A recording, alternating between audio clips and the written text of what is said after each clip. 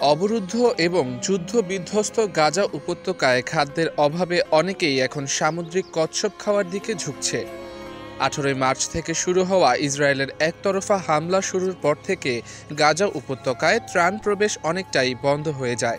ফলে বেঁচে থাকার সংগ্রামে বাধ্য হয়েই কচ্ছপ রান্না করে খাচ্ছে গাজার বাসিন্দারা।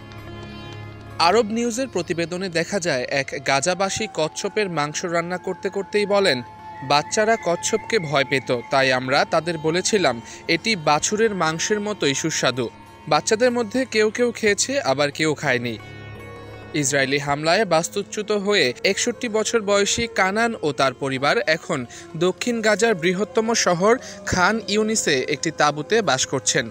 তিনি বলেন, বাজারে কোনো মাংস নেই। ছোট ২ ব্যাগ সবজি কিনতে আমাকে ৮০ শেকেল গুনতে হয়, যা বাংলাদেশি টাকায় ২৭০০ টাকার মতো।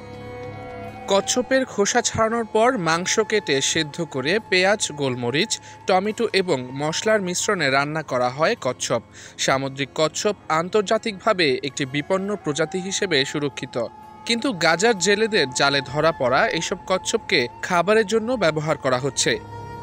জেলে আব্দুল হালিম কানান বলেন, আমরা কখনোই কচ্ছপ খাওয়ার আশা করিনি। ইসলামের রীতিনীতি অনুসারে হালাল পদ্ধতিতে কচ্ছপগুলোকে প্রক্রিয়াজাত করা হয়েছে।